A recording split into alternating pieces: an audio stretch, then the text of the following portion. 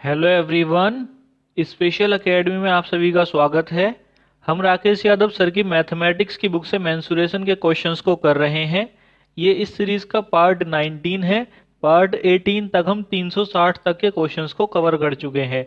अगर आपने पार्ट 18 तक की वीडियोस को नहीं देखा है तो उनको देख लीजिए, उनका लिंक आपको नीचे डिस्क्रिप्शन बॉक्स में मिल जाएगा। आज पार्ट 19 में हम 361 से लेकर के 380 तक के क्वेश्चंस को कवर करेंगे। इस वीडियो की पीडीएफ का लिंक आपको हमारे टेलीग्राम चैनल पर मिल जाएगा और टेलीग्राम का लिंक आपको नीचे डिस्क्रिप्शन बॉक्स में मिल जाएगा।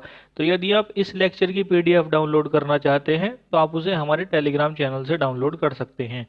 चलिए अब हम शुरू करते हैं आज के अपने क्वेश्चंस। Question number 361। एक 24 सेंटीमीटर व्यास वाले बेलनाकार पात्र में पानी भरा है तथा एक 6 सेंटीमीटर त्रिज्या वाली गेंद पूरी तरह डूबी हुई है। गेंद डालने के बाद पानी के तल में वृद्धि ज्ञात करें। देखिए, इस तरह का क्वेश्चन जब भी सॉल्व करने के लिए आता है तो हम क्या करते हैं, जो हमें दो आकृति दी हुई होती हैं इन दोनों के आयतन आपस में बराबर कर देते हैं। यहाँ पर हमें बेलनाकार पात्र दिया हुआ है तो यहाँ पर हमारी एक आकृति तो बेलन के आकार की हो गई। दूसरी हमें यहाँ पर गेंद दी हुई है। गेंद जो होती है वो ठोस गोले के आकार की होती है तो यहाँ पर हमारी दूसरी आकृति गोला हो जाएगी। अब देखिए, बेलन का जो आयतन होता है वो होता है पाई आर स्क्वायर एच और गोले का आयतन होता है 4/3 पाई आर की घात 3। यहाँ पर हम बेलन की त्रिज्या को स्मॉल आर ले रहे हैं और गोले की त्रिज्या को कैपिटल आर ले रहे हैं। यहाँ पर देखिए, पाई से पाई कट जाएगा। हमें बेलन का व्यास दे रखा है 24 सेंटीमीटर। अगर व्यास 24 सेंटीमीटर है तो त्रिज्या 12 सेंटीमीटर हो जाएगी। तो यहाँ पर देखिए, आर स्क्वायर की जगह आ जाएगा 12 × 12। एच को हम ऐसे ही रखेंगे क्योंकि हमें ये निकालना है कि पानी के तल में कितनी वृद्धि हुई है। ये बराबर हो जाएगा 4/3 आर की घात 3 के। पाई यहाँ पर हमारा कट चुका है। 4/3 को हम ऐसे ही रखेंगे। हमें यहाँ पर गेंद की त्रिज्या दे रखी है 6 सेंटीमीटर तो यहाँ पर आर की पावर 3 की जगह आ जाएगा 6 × 6 × 6। यहाँ से कैलकुलेट करेंगे तो हमें एच की वैल्यू मिल जाएगी 2 सेंटीमीटर। तो यहाँ पर पानी के तल में 2 सेंटीमीटर की वृद्धि हो जाएगी। तो यहाँ पर सही हो जाएगा हमारा option number B. Question number 362। किसी अर्धगोले के ऊपर एक शंकु रखकर एक खिलौना बनाया गया। अर्धगोले की त्रिज्या 4.2 सेंटीमीटर तथा खिलौने की पूरी ऊंचाई 10.2 सेंटीमीटर है। खिलौने का आयतन ज्ञात करें।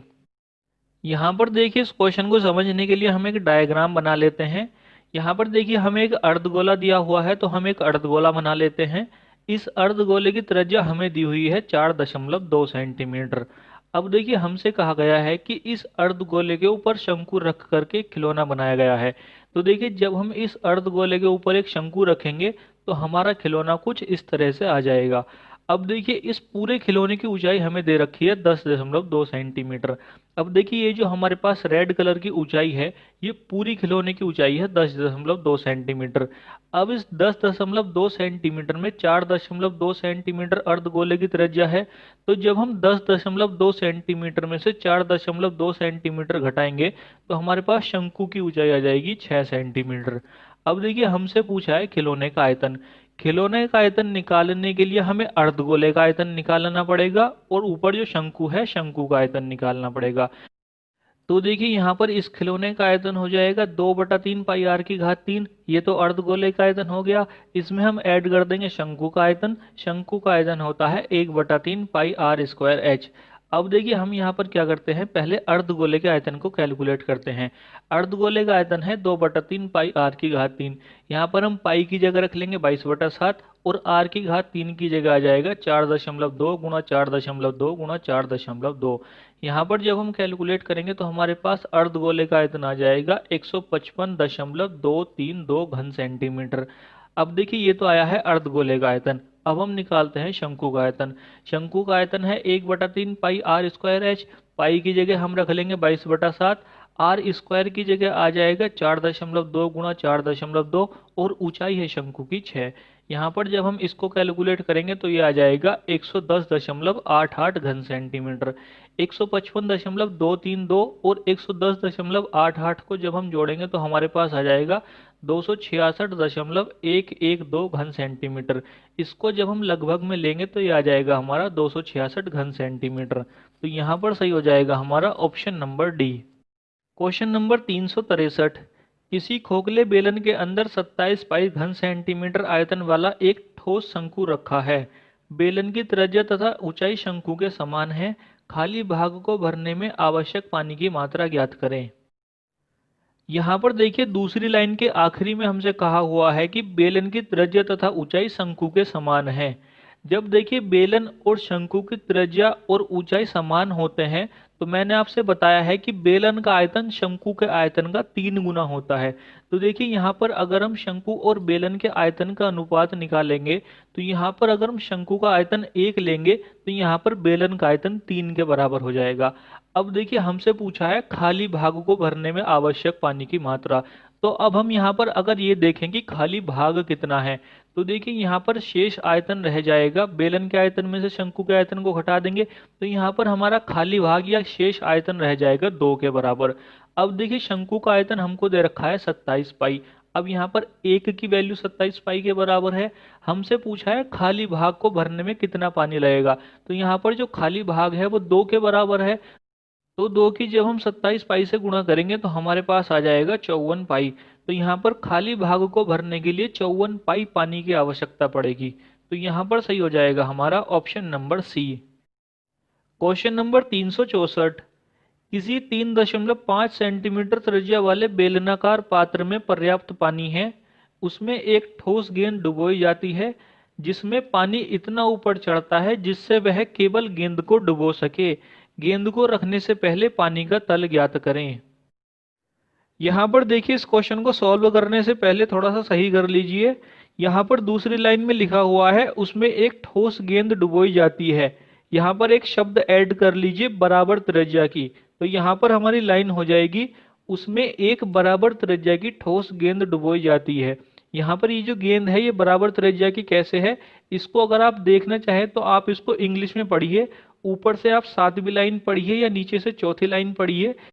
तो यहाँ पर लिखा हुआ है कि the sphere fits in the cone exactly, यानी कि गोला बेलनाकार पात्र में बिल्कुल फिट आता है। अब अगर गोला बेलनाकार पात्र में बिल्कुल फिट आता है तो जो हमारे बेलन की त्रिज्या है वो गोले की त्रिज्या के बराबर होगी। यहाँ पर अगर आप इसको समझ पाते हैं कि यहाँ पर बेलन की त्रिज्या और गोले की त्रिज्या बराबर कैसे होंगी तो सही बात है। अगर नहीं समझ में आते हैं तो हम इसको डायग्राम बना करके समझ लेते हैं। यहाँ पर देखिए हम एक बेलनाकार पात्र बना लेते हैं। इस बेलनाकार पात्र की त्रिज्या हमें दी हुई है 3.5 सेंटीमीटर। आगे हमसे क्वेश्चन में कहा गया है कि बेलनाकार पात्र में पर्याप्त पानी है। तो यहाँ पर देखिए हम इस बेलनाकार पात्र में कुछ पानी ले लेते हैं। इस पानी की ऊंचाई हम मान लेते हैं कैपिटल एच। अब देखिए यहाँ पर ये जो पानी है ये एक बेलनाकार पात्र में है। अगर हमें यहाँ पर ये निकालना हो कि इस पानी का आयतन कितना है तो इस पानी का आयतन निकालने के लिए हम फॉर्मूला लगाएंगे पाई आर स्क्वायर। एच की जगह आ जाएगा कैपिटल एच क्योंकि यहाँ पर पानी की ऊंचाई कैपिटल एच के बराबर है। तो यहाँ पर इसको याद रखिए कि पानी का जो वास्तविक आयतन है वो पाई आर स्क्वायर कैपिटल एच के बराबर है। अब देखिए हमारे पास इस बेलनाकार पात्र में इतना पानी था। अब हमने क्या किया है इसके अंदर एक ठोस गेंद डाल दी। अब ये जो हमारी ठोस गेंद है ये हमारे बेलनाकार पात्र में बिल्कुल फिट आती है। तो देखिए जब हम इसके अंदर एक गेंद डालेंगे तो हमारी गेंद इस तरह से आ जाएगी। अब जब हमने इसके अंदर एक गेंद डाली है तो हमारा जो पानी पहले नीचे था वो ऊपर उठ जाएगा, क्योंकि जब हम पानी में कोई आकृति डालते हैं तो पानी अपने आप ही ऊपर उठ जाता है और पानी उतना ही ऊपर उठता है जितना पानी में डाली गई उस वस्तु का आयतन होता है। तो यहाँ पर जैसे ही हमने इस पानी में ये गेंद डाली है तो इस गेंद का जितना आयतन है उतने ही आयतन के बराबर ये पानी भी ऊपर उठ जाएगा। अब देखिए यहाँ पर ये जो हमारी ठोस गेंद है इसको आप देख पा रहे होंगे कि ये दोनों साइड से इस बेलनाकार पात्र को टच कर रही है। तो देखिए अगर ये दोनों साइड से इस बेलनाकार पात्र को टच कर रही है तो इसकी जो त्रिज्या है वो बेलनाकार पात्र की त्रिज्या के बराबर हो जाएगी। तो यहाँ पर हमारी ये जो गेंद है इसकी त्रिज्या हो जाएगी 3.5 सेंटीमीटर। अब देखिए अगर इस गेंद की त्रिज्या 3.5 सेंटीमीटर है तो इसका अगर हम पूरा व्यास खींचेंगे तो व्यास 7 सेंटीमीटर के बराबर आ जाएगा। अब देखिए यहाँ पर हमने व्यास खींचा है हॉरिजेंटल। अगर हम इसको वर्टिकल रूप में खींचेंगे तो हमारा व्यास इस तरीके से आ जाएगा। अब देखिए यहाँ पर हमारा जो व्यास है ये 7 सेंटीमीटर के बराबर आया है। अब यहाँ पर जितना हमारी गेंद की ऊंचाई है उतना ही ऊंचा हमारा पानी उठा है, क्योंकि हमसे तीसरी लाइन में कहा हुआ है कि पानी इतना ऊपर उठता है जिससे वह केवल गेंद को डुबो सके। तो यहाँ पर अगर गेंद का व्यास 7 सेंटीमीटर के बराबर है तो यहाँ पर पानी की ऊंचाई भी 7 सेंटीमीटर के बराबर ही हो जाएगी। तो यहाँ पर देखिए पानी की ऊंचाई 7 सेंटीमीटर के बराबर हो चुकी है। अब देखिए पानी की ऊंचाई 7 सेंटीमीटर के बराबर तो हो चुकी है, लेकिन हमें पता है पानी की जो वास्तविक ऊंचाई है वो कैपिटल एच के बराबर है। तो यहाँ पर देखिए हम क्या करते हैं, पानी का वास्तविक आयतन निकालते हैं। तो देखिए पानी का वास्तविक आयतन बराबर हो जाएगा, अब जितना ये पानी उठा हुआ है 7 सेंटीमीटर ऊंचा, इसको हम ले लेते हैं पाई आर स्क्वायर एच। तो ये पाई आर स्क्वायर एच हो जाएगा। अब इसमें से हम घटा देंगे इस ठोस गेंद के आयतन को। ठोस गेंद का आयतन हो जाएगा 4/3 पाई आर की घात 3। यहाँ पर देखिए पानी का जो वास्तविक आयतन था वो हमने पहले निकाला था पाई आर स्क्वायर कैपिटल एच। तो यहाँ पर हम पानी के वास्तविक आयतन की जगह रख देंगे पाई आर स्क्वायर कैपिटल एच। अब देखिए बराबर के बाद हम क्या करेंगे, पाई आर स्क्वायर ले लेंगे कॉमन। तो हमारे पास आ जाएगा pi R square bracket H minus 4/3 R. यहाँ पर पाई आर स्क्वायर से पाई आर स्क्वायर कट जाएगा, हमारे पास आ जाएगा कैपिटल एच बराबर स्मॉल एच माइनस 4/3 आर। अब देखिए यहाँ पर स्मॉल एच की वैल्यू है 7 और यहाँ पर त्रिज्या है 3.5। तो यहाँ पर हम वैल्यू पुट कर देंगे तो हमारे पास इक्वेशन आ जाएगी कैपिटल एच बराबर 7 माइनस 4/3 गुणा 3.5। यहाँ पर देखिए एक बात का ध्यान दीजिए, जब भी मैं गुणा का निशान लगाता हूं तो उसका जो डॉट होता है वो थोड़ा नीचे रहता है, और जब दशमलव का डॉट आता है वो थोड़ा ऊपर रहता है। जैसे 3.5 है तो इसमें दशमलव का जो डॉट है ये ऊपर है, और 4/3 के बाद जो गुणा का निशान है ये थोड़ा नीचे रहता है। तो यहाँ पर इस बात को लेकर कंफ्यूज मत होना कि कौन सा डॉट गुणा का है और कौन सा दशमलव का है। जो गुणा का होता है वो नीचे रहता है और जो दशमलव का होता है वो ऊपर रहता है। अब देखिए यहाँ पर हम 3 एलसीएम ले लेते हैं तो हमारे पास इक्वेशन आ जाएगी 21 माइनस 14/3। यहाँ पर जब हम 21 में से 14 घटाएंगे तो हमारे पास पानी की वास्तविक ऊंचाई आ जाएगी 7/3 सेंटीमीटर। तो यहाँ पर गेंद को रखने से पहले जो पानी का तल था वो 7/3 सेंटीमीटर के बराबर था। तो यहाँ पर सही हो जाएगा हमारा option number C. Question number 365, किसी बेलन की त्रिज्या तथा ऊंचाई का अनुपात 5.7 तथा आयतन 550 घन सेंटीमीटर है, तिर्यक पृष्ठ क्षेत्रफल ज्ञात करें। तो देखिए सिंपल क्वेश्चन है, यहाँ पर हमें बेलन की त्रिज्या और ऊंचाई का अनुपात दिया हुआ है 5:7। जब भी हमें अनुपात दिया हुआ होता है तो हम उसे वास्तविक बनाने के लिए उसमें x से गुणा कर लेते हैं। तो यहाँ पर हम बेलन की त्रिज्या को ले लेंगे 5x के बराबर और बेलन की ऊंचाई ले लेंगे 7x के बराबर। अब देखिए हमें बेलन का आयतन दिया हुआ है 550 घन सेंटीमीटर। हमें पता है बेलन का आयतन होता है पाई आर स्क्वायर एच। तो यहाँ पर हम पाई आर स्क्वायर एच को बराबर कर देते हैं 550 के। पाई की वैल्यू हम रख लेंगे 22/7, आर की जगह आ जाएगा 5x। यहाँ पर आर स्क्वायर है तो यहाँ पर 5x की 2 बार गुणा आ जाएगी, और h की जगह आ जाएगा 7x, और ये बराबर हो जाएगा 550 के। यहाँ से कैलकुलेट करेंगे तो हमें x की वैल्यू मिल जाएगी 1। तो देखिए अगर यहाँ पर x की वैल्यू 1 है तो हमने जो बेलन की त्रिज्या 5x मानी थी वो 5 के बराबर हो जाएगी, और जो बेलन की ऊंचाई 7x के बराबर मानी थी वो 7 के बराबर हो जाएगी। अब देखिए हमसे पूछा है बेलन का तिर्यक पृष्ठ क्षेत्रफल। बेलन का तिर्यक पृष्ठ क्षेत्रफल होता है 2 पाई आर एच।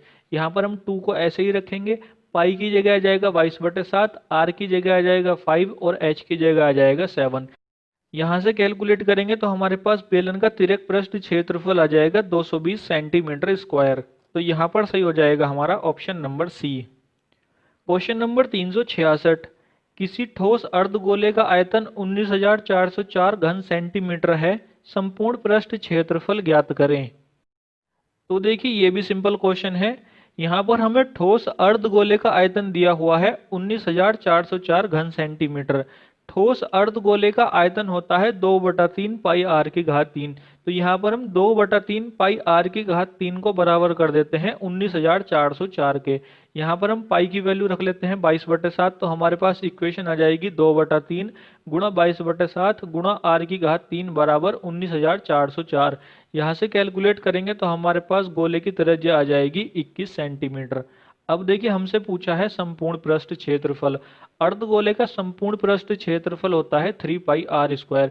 यहाँ पर हम पाई की जगह रख लेंगे 22/7 और त्रिज्या हमारे पास आई है 21 सेंटीमीटर। तो यहाँ पर हमारे पास इक्वेशन आ जाएगी 3 गुणा 22/7 गुणा 21 गुणा 21। यहाँ से कैलकुलेट करेंगे तो हमारे पास अर्धगोले का संपूर्ण पृष्ठ क्षेत्रफल आ जाएगा 4158 सेंटीमीटर स्क्वायर। तो यहाँ पर सही हो जाएगा हमारा option number A. Question number 367। किसी शंकु तथा बेलन के आधार की त्रिज्या 6 सेंटीमीटर है, उनकी ऊंचाई 8 सेंटीमीटर है। बेलन तथा शंकु के तिर्यक पृष्ठ क्षेत्रफल का अनुपात ज्ञात करें। यहाँ पर देखिए हमसे बेलन तथा शंकु के तिर्यक पृष्ठ क्षेत्रफल का अनुपात पूछा है। बेलन का तिर्यक पृष्ठ क्षेत्रफल होता है 2 पाई r h और शंकु का तिर्यक पृष्ठ क्षेत्रफल होता है पाई r l। तो यहाँ पर हम क्या करते हैं, पहले इन दोनों के बीच में ही अनुपात निकालते हैं। तो देखिए यहाँ पर हमारा अनुपात आ जाएगा 2 पाई r h अनुपात पाई r l। यहाँ पर देखिए पाई r से पाई r कट जाएगा तो हमारे पास आ जाएगा 2h अनुपात l। अब देखिए हमें ऊंचाई तो दे रखी है 8 सेंटीमीटर के बराबर, लेकिन हमें यहाँ पर शंकु की तिर्यक ऊंचाई l दी हुई नहीं है। अब देखिए यहाँ पर या तो आप इसको सीधा कैलकुलेट कर लीजिए। अगर त्रिज्या 6 सेंटीमीटर है और ऊंचाई 8 सेंटीमीटर है तो तिर्यक ऊंचाई 10 सेंटीमीटर के बराबर आ जाएगी।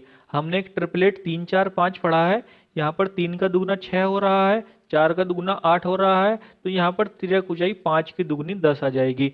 अगर आप इसको इस तरह से कैलकुलेट कर लेते हैं तो ठीक है, नहीं तो हमने एक फॉर्मूला पढ़ा है L² बराबर r² प्लस h²। यहाँ पर हम इस फॉर्मूले को लगा करके शंकु की तिर्यक ऊंचाई कैलकुलेट करेंगे।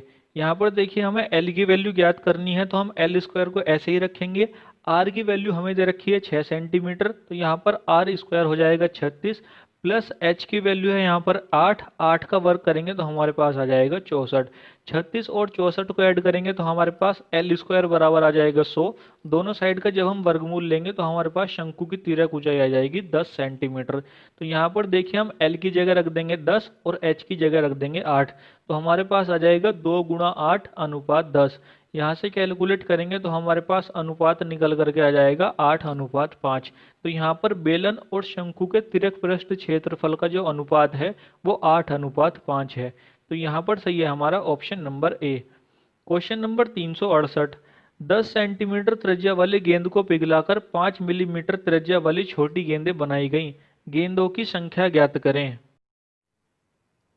यहाँ पर देखिए गेंदों की संख्या निकालने के लिए हम क्या करेंगे, बड़ी गेंद के आयतन को छोटी गेंद के आयतन से डिवाइड कर देंगे। यहाँ पर देखिए बड़ी गेंद की त्रिज्या है 10 सेंटीमीटर और छोटी गेंद की त्रिज्या हमें दे रखी है 5 मिलीमीटर।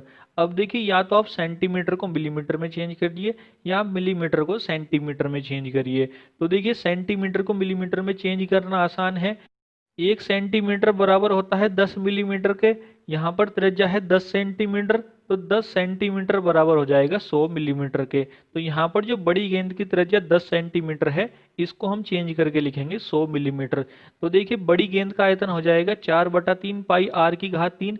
यहाँ पर r की जगह हम 100 रखेंगे तो यहाँ पर बड़ी गेंद का आयतन आ जाएगा 4/3 पाई गुणा 100 गुणा 100 गुणा 100। इसको हम डिवाइड करेंगे छोटी गेंद के आयतन से। छोटी गेंद का आयतन भी 4/3 पाई r की घात 3 हो जाएगा। यहाँ पर हम r को लेंगे 5 के बराबर, तो यहाँ पर छोटी गेंद का आयतन आ जाएगा 4/3 गुणा पाई गुणा 5 गुणा 5 गुणा 5। यहाँ से कैलकुलेट करेंगे तो हमारे पास गेंदों की संख्या आ जाएगी 8000। तो यहाँ पर सही हो जाएगा हमारा option number A. Question number 369। 44 centimetre भुजा वाले घन से 4 सेंटीमीटर व्यास वाली कितनी गोलियां बनाई जा सकती हैं। तो देखिए ये भी सेम क्वेश्चन है। यहाँ पर हम घन के आयतन को एक गोली के आयतन से डिवाइड कर देंगे। यहाँ पर देखिए हमें घन की भुजा दे रखी है 44 सेंटीमीटर। अगर घन की भुजा 44 सेंटीमीटर है तो घन का आयतन होता है भुजा की घात 3। तो यहाँ पर घन का आयतन हो जाएगा 44 गुणा 44 गुणा 44। इसको हम डिवाइड करेंगे एक गोली के आयतन से। गोली हमारी गोल होती है और गोले का आयतन होता है 4/3 पाई r की घात 3। तो यहाँ पर एक गोली का आयतन आ जाएगा 4/3। पाई की वैल्यू हम रख लेंगे 22/7 और यहाँ पर देखिए हमें व्यास दे रखा है 4 सेंटीमीटर। अगर व्यास 4 सेंटीमीटर है तो त्रिज्या हो जाएगी 2 सेंटीमीटर। तो यहाँ पर आ जाएगा 2 गुणा 2 गुणा 2। यहाँ से कैलकुलेट करेंगे तो हमारे पास गोलियों की संख्या आ जाएगी 2541। तो यहाँ पर सही हो जाएगा हमारा option number A. Question number 370। किसी बेलन की त्रिज्या 3 सेंटीमीटर तथा ऊंचाई 5 सेंटीमीटर है। उसे पिघलाया गया तथा 1 मिलीमीटर त्रिज्या तथा 1 सेंटीमीटर ऊंचे शंकुओं में परिवर्तित किया गया। शंकुओं की संख्या ज्ञात करें।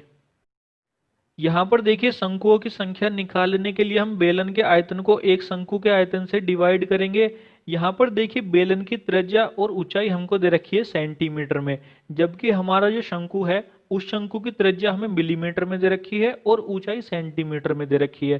तो यहाँ पर हम क्या करते हैं, ये जो शंकु की त्रिज्या है 1 मिलीमीटर, इसको हम सेंटीमीटर में कन्वर्ट कर लेंगे।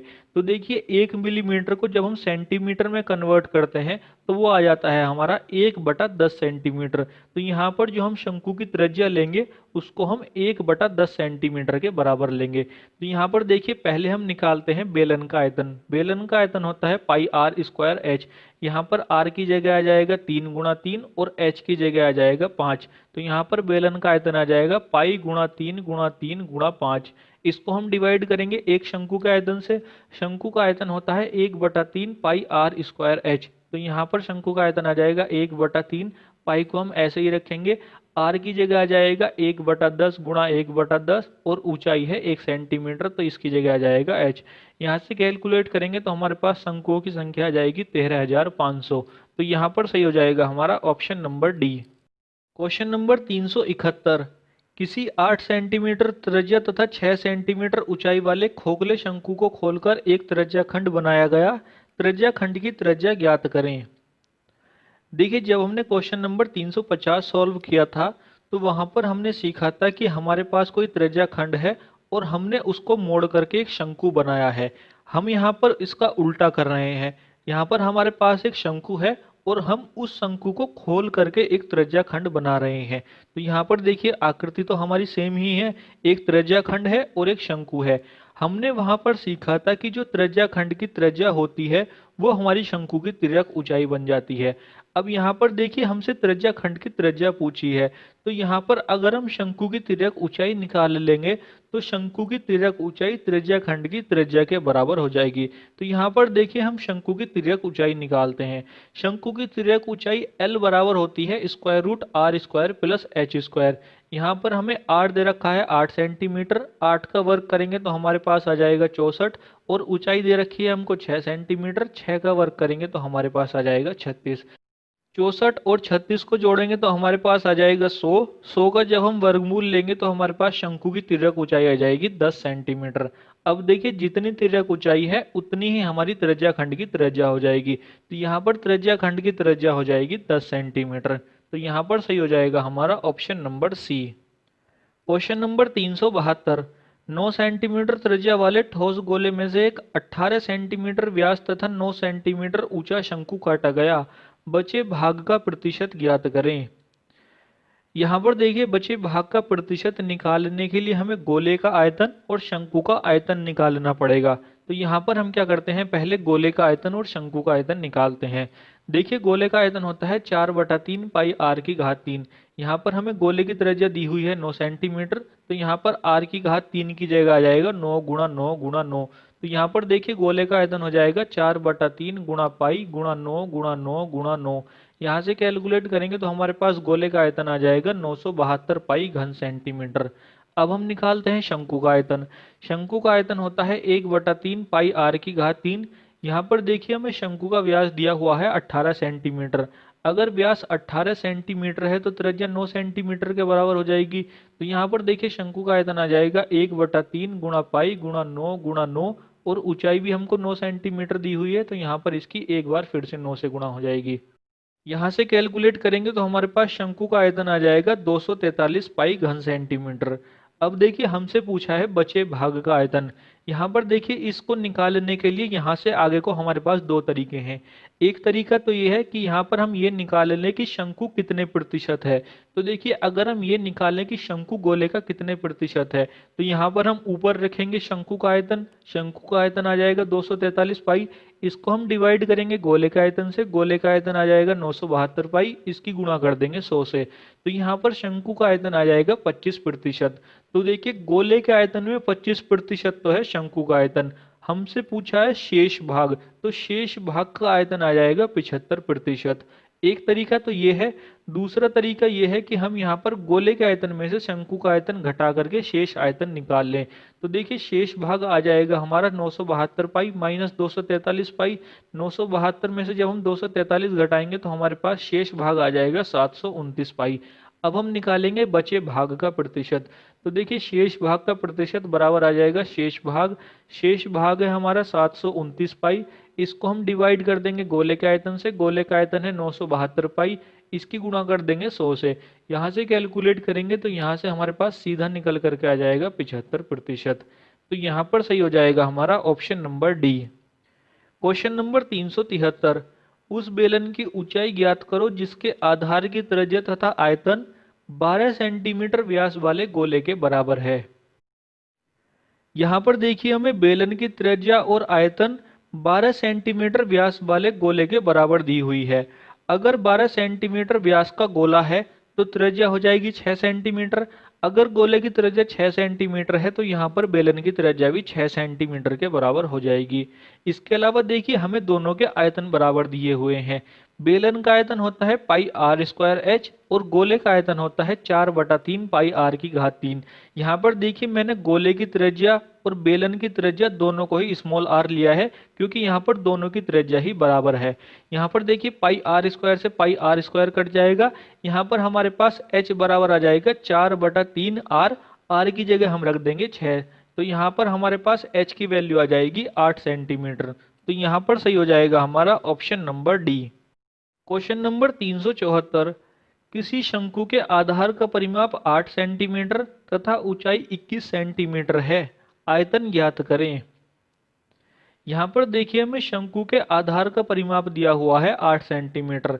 शंकु का जो आधार होता है वो वृत्ताकार होता है।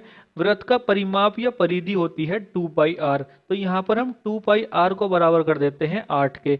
यहाँ से अगर हम त्रिज्या निकालेंगे तो त्रिज्या आर बराबर आ जाएगी 4/पाई। अब देखिए हमसे पूछा है शंकु का आयतन। शंकु का आयतन होता है 1/3 पाई आर स्क्वायर एच। यहाँ पर आर की जगह हम रख देंगे 4/पाई और एच है हमारे पास 21 सेंटीमीटर। तो यहाँ पर हमारे पास आयतन आ जाएगा 1/3 गुणा पाई गुणा 4/पाई गुणा 4/पाई गुणा 21। यहाँ से कैलकुलेट करेंगे तो हमारे पास शंकु का आयतन आ जाएगा 112/पाई घन सेंटीमीटर। तो यहाँ पर सही हो जाएगा हमारा option number B. Question number 375, दो शंकुओं के आयतन का अनुपात 4:1 है। उनके व्यास का अनुपात 5:4 है। उनकी ऊंचाइयों का अनुपात ज्ञात करें। यहाँ पर देखिए दूसरी लाइन में हमें व्यास का अनुपात दिया हुआ है 5:4। जब हम इस क्वेश्चन को सॉल्व करेंगे तो हमें जरूरत पड़ेगी त्रिज्या के अनुपात की। त्रिज्या होती है व्यास का आधा। तो यहाँ पर देखिए अगर हम इसका आधा करेंगे तो हमारे पास आ जाएगा 5/2 अनुपात 4/2। यहाँ पर 2 से 2 कट जाएगा तो हमारे पास त्रिज्या का अनुपात भी 5:4 ही आएगा। मैंने आपको पहले भी बताया हुआ है कि व्यास का अनुपात और त्रिज्या का अनुपात दोनों आपस में बराबर होते हैं। तो यहाँ पर अगर हमें व्यास का अनुपात 5:4 दिया हुआ है तो यहाँ पर त्रिज्या का अनुपात भी 5:4 ही होगा। यहाँ पर देखिए हम पहले शंकु के आयतन को लेंगे V1, पहले शंकु की त्रिज्या को लेंगे R1 और पहले शंकु की ऊंचाई को लेंगे H2। इसी प्रकार से हम दूसरे शंकु के आयतन को लेंगे V2, दूसरे शंकु की त्रिज्या को लेंगे R2 और दूसरे शंकु की ऊंचाई को लेंगे H2। तो यहाँ पर देखिए अगर हम V1/V2 निकालेंगे तो वो आ जाएगा हमारे पास 1/3 पाई R1 square into H1 divide by 1/3 pi R2 square into H2। यहाँ पर 1/3 पाई से 1/3 पाई कट जाएगा। V1 की जगह हम रख लेंगे 4 और V2 की जगह रख लेंगे 1। ये बराबर हो जाएगा R1 स्क्वायर। R1 की वैल्यू है 5, 5 का वर्ग हो जाएगा 25। इसको डिवाइड करेंगे R2 स्क्वायर। R2 की वैल्यू है 4, 4 का वर्ग हो जाएगा 16। गुणा में आ जाएगा H1/H2। यहाँ पर हम 16 की 4 में गुणा कर देंगे तो हमारे पास आ जाएगा 64 और 25 की 1 में गुणा करेंगे तो हमारे पास आ जाएगा 25। तो यहाँ पर H1/H2 बराबर आ जाएगा 64/25। इसको जब हम अनुपात के रूप में लिखेंगे तो ये लिखा जाएगा 64:25। तो यहाँ पर उनकी ऊंचाई का जो अनुपात है वो आ जाएगा 64:25। तो यहाँ पर सही हो जाएगा हमारा option number C. Question number 376, किसी शंक्वाकार टेंट का आयतन 1232 घन मीटर तथा आधार का क्षेत्रफल 154 मीटर स्क्वायर है। पूरे टेंट को बनाने के लिए कितने मीटर लंबे कपड़े की आवश्यकता होगी जो 2 मीटर चौड़ा है। यहाँ पर देखिए हमें शंक्वाकार टेंट के बारे में दो चीजें दी हुई हैं। पहला है शंक्वाकार टेंट का आयतन और दूसरा है आधार का क्षेत्रफल। अगर हम यहाँ पर शंक्वाकार टेंट के आयतन की बात करें तो शंकु का आयतन होता है 1/3 पाई आर स्क्वायर एच। अब यहाँ पर देखिए ना तो हमें त्रिज्या दी हुई है ना हमें ऊंचाई दी हुई है, तो यहाँ पर हम क्या करते हैं टेंट के आयतन को अभी छोड़ देते हैं। अब हम चलते हैं आगे। आगे हमें दिया हुआ है आधार का क्षेत्रफल। शंकु का आधार होता है वृत्ताकार और वृत्त का क्षेत्रफल होता है पाई आर स्क्वायर। अब देखिए पाई आर स्क्वायर हमको दिया हुआ है 154। हमने पढ़ा है अगर त्रिज्या 7 होती है तो हमारे वृत्त की परिधि होती है 44 और आयतन होता है 154। तो यहाँ पर अगर आपको ये याद है तो आप यहाँ पर इसको सीधा निकाल सकते हैं कि यहाँ पर शंकु की त्रिज्या 7 मीटर है। अगर ये आपको याद नहीं है तो आप यहाँ पर पाई आर स्क्वायर को बराबर कर दीजिए 154 के। पाई की वैल्यू आ जाएगी 22/7, तो 22/7 आर स्क्वायर बराबर हो जाएगा 154 के। यहाँ से कैलकुलेट करेंगे तो यहाँ से भी हमें त्रिज्या मिल जाएगी 7 मीटर। अब देखिए हमें दिया हुआ है शंक्वाकार टेंट का आयतन। शंक्वाकार टेंट का आयतन होता है 1/3 पाई आर स्क्वायर एच। हमारे पास यहाँ पर r की वैल्यू आ चुकी है, तो अब हम यहाँ से h की वैल्यू निकाल लेंगे। तो यहाँ पर देखिए हमारे पास इक्वेशन आ जाएगी 1/3, पाई की वैल्यू आ जाएगी 22/7, गुणा r की जगह आ जाएगा 7 गुणा 7, गुणा h को हम ऐसे ही रखेंगे, ये बराबर आ जाएगा 1232 के। यहाँ से कैलकुलेट करेंगे तो हमारे पास शंक्वाकार टेंट की ऊंचाई आ जाएगी 24 मीटर। अब देखिए हमसे क्वेश्चन में पूछा है कि पूरे टेंट को बनाने के लिए कितने मीटर लंबे कपड़े की आवश्यकता होगी। मैंने आपसे बताया है कि जब भी हम किसी कपड़े से टेंट को बनाते हैं तो हमें उतने ही कपड़े की आवश्यकता होती है जितना उस आकृति का वक्रपृष्ठ क्षेत्रफल होता है। यहाँ पर हमारी आकृति शंकु के आकार की है तो यहाँ पर हमारा वक्रपृष्ठ हो जाएगा पाई आर एल के बराबर। अब देखिए यहाँ पर हमारे पास शंकु की तिर्यक ऊंचाई एल नहीं है, तो हम क्या करते हैं यहाँ पर पहले एल निकालते हैं। एल बराबर होता है square root R square plus H square. R की वैल्यू है 7, 7 का वर्ग हो जाएगा 49, प्लस एच की वैल्यू है 24, 24 का वर्ग हो जाएगा 576। 49 और 576 को जोड़ेंगे तो हमारे पास आ जाएगा 625। 625 का जब हम वर्गमूल लेंगे तो हमारे पास शंक्वाकार टेंट की तिर्यक ऊंचाई आ जाएगी 25 मीटर। अब हम निकालेंगे शंकु का वक्रपृष्ठ क्षेत्रफल। शंकु का वक्रपृष्ठ क्षेत्रफल होता है पाई आर एल। पाई की वैल्यू हम रख लेंगे 22/7, आर की वैल्यू आई है 7 और एल की वैल्यू आई है 25। यहाँ से कैलकुलेट करेंगे तो हमारे पास पाई आर एल की वैल्यू आ जाएगी 22 गुणा 25। अब देखिए यहाँ पर ये जो वक्रपृष्ठ क्षेत्रफल आया है 22 गुणा 25, हमें इतने ही कपड़े की जरूरत होगी। अब हम क्या करते हैं यहाँ पर ये जो कपड़े का क्षेत्रफल आया है 22 गुणा 25, इसको लंबाई गुणा चौड़ाई के बराबर कर देते हैं, क्योंकि कपड़ा जो होता है उसको हम लंबाई गुणा चौड़ाई में कैलकुलेट करते हैं। तो लंबाई गुणा चौड़ाई बराबर आ जाएगा 22 गुणा 25 के। हमें यहाँ पर चौड़ाई दे रखी है 2 मीटर, तो चौड़ाई की जगह आ जाएगा 2। तो यहाँ पर आ जाएगा हमारा लंबाई गुणा 2 बराबर 22 गुणा 25। यहाँ से कैलकुलेट करेंगे तो हमारे पास कपड़े की लंबाई आ जाएगी 275 मीटर। तो यहाँ पर सही हो जाएगा हमारा option number D. Question number 377, बराबर ऊंचाई वाले दो शंकुओं के व्यास का अनुपात 3:4 है, तब आयतन का अनुपात ज्ञात करें। यहाँ पर देखिए हमें दो शंकुओं के व्यास का अनुपात दिया हुआ है 3:4। मैंने आपसे बताया है कि जो अनुपात व्यास का होता है वही अनुपात त्रिज्या का भी होता है। तो यहाँ पर शंकु की त्रिज्या का जो अनुपात है वो हमारा आ जाएगा 3:4। इसके अलावा देखिए हमसे कहा गया है बराबर ऊंचाई वाले दो शंकुओं, तो यहाँ पर ऊंचाई दोनों के लिए समान हो जाएगी। तो यहाँ पर हम दोनों की ऊंचाई को मान लेते हैं h। यहाँ पर देखिए हम पहले शंकु के आयतन को मान लेते हैं b1 और दूसरे शंकु के आयतन को मान लेते हैं b2। तो यहाँ पर देखिए b1/b2 बराबर आ जाएगा 1/3 पाई। पहले वाले शंकु की त्रिज्या आ जाएगी 3, तो ये आ जाएगा हमारा 3 गुणा 3 गुणा h। इसको हम डिवाइड कर देंगे दूसरे शंकु के आयतन से। दूसरे शंकु का आयतन आ जाएगा 1/3 गुणा पाई गुणा 4 गुणा 4 गुणा h। यहाँ से कैलकुलेट करेंगे तो ये आ जाएगा हमारा 9/16। 9/16 को जब हम अनुपात के रूप में लिखेंगे तो ये लिखा जाएगा हमारा 9:16। तो यहाँ पर सही हो जाएगा हमारा option number B. Question number 378, दो गोलों के पृष्ठ क्षेत्रफल का अनुपात 4:9 है, उनके आयतनों का अनुपात ज्ञात करें। यहाँ पर देखिए हमें दो गोलों के पृष्ठ क्षेत्रफलों का अनुपात दिया हुआ है 4:9। यहाँ पर देखिए हम पहले गोले की त्रिज्या को ले लेते हैं R1 और दूसरे गोले की त्रिज्या को ले लेते हैं R2। तो यहाँ पर देखिए पहले गोले का पृष्ठ क्षेत्रफल हो जाएगा 4 पाई R1 स्क्वायर। इसको हम डिवाइड कर देंगे दूसरे गोले के वक्र पृष्ठ क्षेत्रफल से। दूसरे गोले का पृष्ठ क्षेत्रफल हो जाएगा 4 पाई R2 स्क्वायर। ये बराबर हो जाएगा 4/9 के, क्योंकि हमें अनुपात दे रखा है 4:9। यहाँ से कैलकुलेट करेंगे तो हमारे पास R1/R2 की वैल्यू आ जाएगी 2/3। अब हमसे पूछा है आयतन का अनुपात। गोले का आयतन होता है 4/3 पाई आर की घात 3। यहाँ पर पहले वाले गोले की त्रिज्या R1 है, तो यहाँ पर पहले वाले गोले का आयतन आ जाएगा 4/3 पाई R1 की घात 3। इसको हम डिवाइड कर देंगे दूसरे वाले गोले के आयतन से। दूसरे वाले गोले का आयतन आ जाएगा 4/3 पाई R2 की घात 3। यहाँ पर देखिए 4/3 पाई से 4/3 पाई कट जाएगा। यहाँ पर हमारे पास R1/R2 की वैल्यू है 2/3। 2/3 का जब हम घन करेंगे तो हमारे पास V1/V2 आ जाएगा 8/27। इसको जब हम अनुपात के रूप में लिखेंगे तो ये आ जाएगा हमारा 8:27। तो यहाँ पर सही हो जाएगा हमारा option number C. Question number 379। किसी गोले का संपूर्ण पृष्ठ क्षेत्रफल 8 पाई यूनिट स्क्वायर है। गोले का आयतन ज्ञात करें। यहाँ पर देखिए हमें गोले का संपूर्ण पृष्ठ क्षेत्रफल दिया हुआ है 8 पाई यूनिट स्क्वायर। गोले का संपूर्ण पृष्ठ क्षेत्रफल होता है 4 पाई आर स्क्वायर। तो यहाँ पर हम 4 पाई आर स्क्वायर को बराबर कर देते हैं 8 पाई के। तो यहाँ पर देखिए 4 पाई आर स्क्वायर बराबर हो जाएगा 8 पाई। यहाँ से कैलकुलेट करेंगे तो हमारे पास आर की वैल्यू आ जाएगी √2। अब हमसे पूछा है गोले का आयतन। गोले का आयतन होता है 4/3 पाई आर की घात 3। यहाँ पर हमारे पास आर की वैल्यू आ चुकी है √2। तो यहाँ पर हमारे पास आयतन आ जाएगा 4/3 गुणा पाई गुणा √2 गुणा √2 गुणा √2। यहाँ से कैलकुलेट करेंगे तो हमारे पास गोले का आयतन आ जाएगा 8√2/3 पाई क्यूबिक यूनिट। तो यहाँ पर सही हो जाएगा हमारा option number A. Question number 380।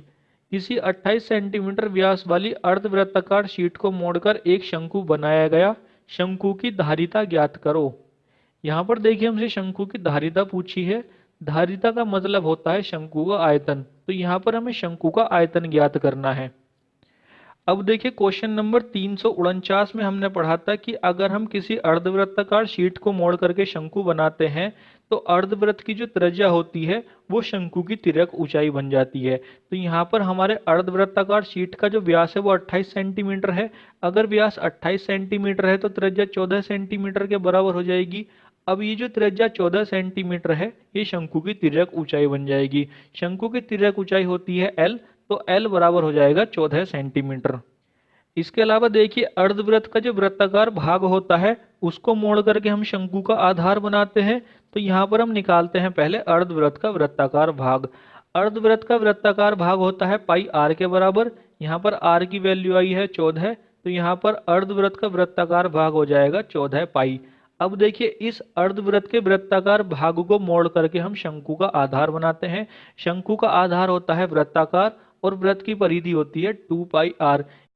यहाँ पर हम शंकु की त्रिज्या को कैपिटल आर ले रहे हैं। तो यहाँ पर देखिए 2 पाई कैपिटल आर बराबर हो जाएगा अर्धवृत्त के वृत्ताकार भाग। अर्धवृत्त का वृत्ताकार भाग है 14 पाई। यहाँ से कैलकुलेट करेंगे तो हमारे पास शंकु की त्रिज्या आ जाएगी 7 सेंटीमीटर। अब हम निकालते हैं शंकु की ऊंचाई। तो देखिए हमने एक फॉर्मूला पढ़ा है L² बराबर R² प्लस H²। यहाँ पर हमारे पास L की वैल्यू है 14। 14 का वर्ग करेंगे तो हमारे पास आ जाएगा 196। ये बराबर हो जाएगा R² के। R की वैल्यू आई है 7। 7 का वर्ग हो जाएगा 49 प्लस H²। 196 में से जब हम 49 को घटाएंगे तो हमारे पास H² बराबर आ जाएगा 147। दोनों साइड का जब हम वर्गमूल लेंगे तो हमारे पास H की वैल्यू आ जाएगी 12.124 सेंटीमीटर। अब हमसे पूछा है शंकु का आयतन। शंकु का आयतन होता है 1/3 पाई R² H।